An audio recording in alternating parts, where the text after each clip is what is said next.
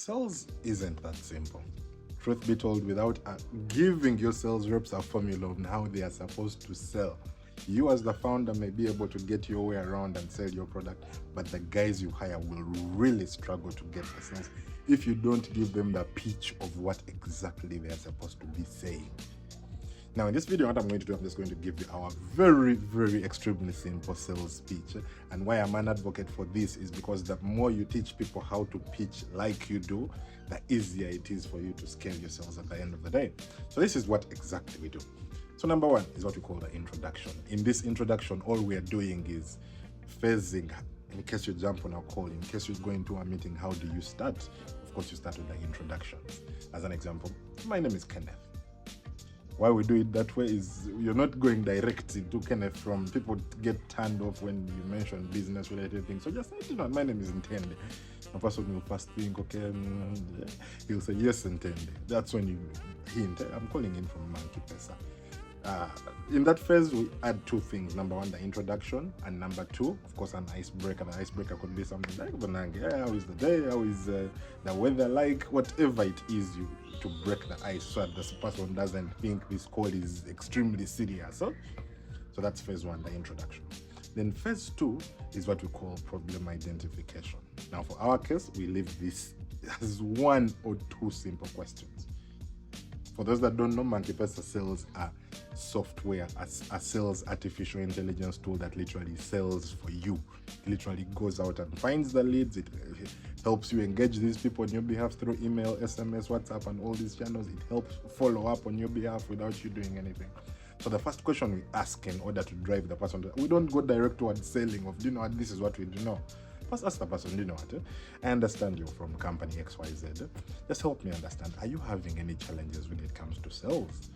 In most scenarios, someone will go and say, we're in Kenya here and everyone has sales challenges, or a bit here and there, but why do you ask?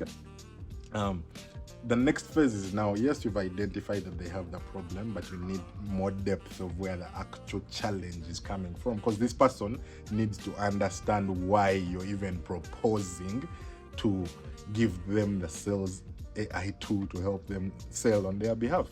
Now, as a way of diving deeper into the problem, what we usually ask is, yes, I understand you have challenges, but where exactly within sales are you? Are you having this challenge? Is it with the prospecting?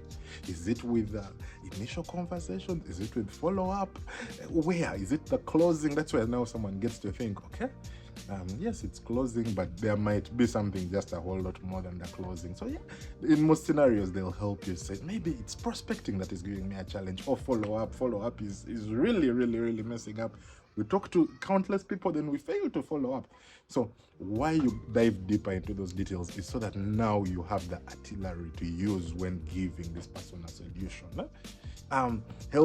He has now helped us identify that, number one, he has the problem in terms of sales. Then number two, he has helped us identify where within sales is having a challenge.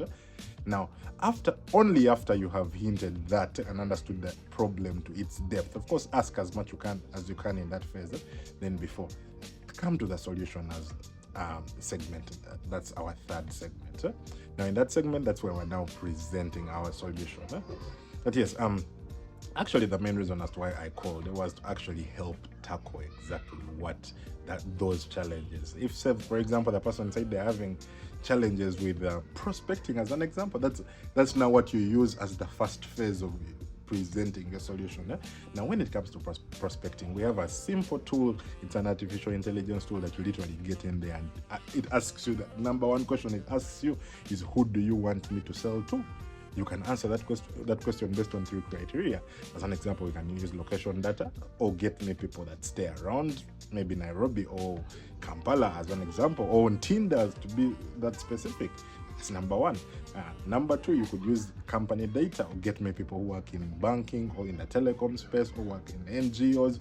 It would literally, I'm presenting the solution, but stemming from where the person's main pain point is. You get it? So I've mentioned about that first thing, which is where he's getting a problem with prospecting. But in addition to prospecting, the AI not only helps you find the customers, but as step number 2, it even begins to engage these customers for you. Help him understand, even if I got you 2,000 leads today, that means you're going to go one by one, messaging each of them, or emailing, or WhatsApping one of them, each of them, to get business out of them. Whereas what the AI is doing, it's number 1, helping you find these people, then number 2, engaging them on your behalf.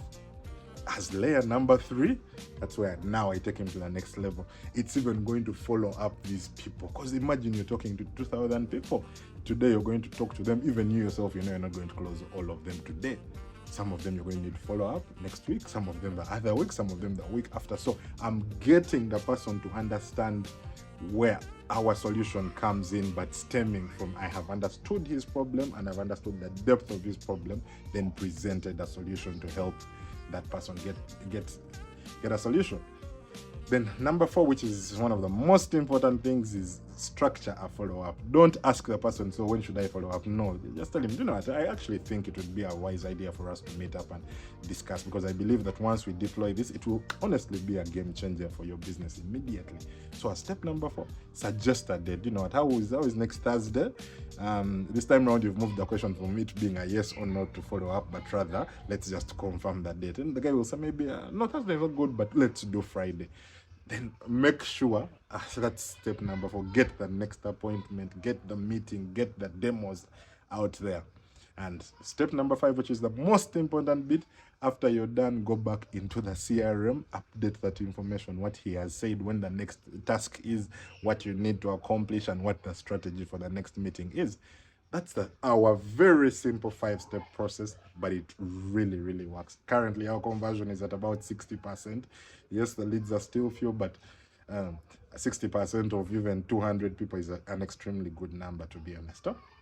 And that is the simple strategy that we have been using. So feel free to pick this up. I'm actually leaving a link right here. If you just want a document that showcases this step-by-step guide, go and download it through this link right here.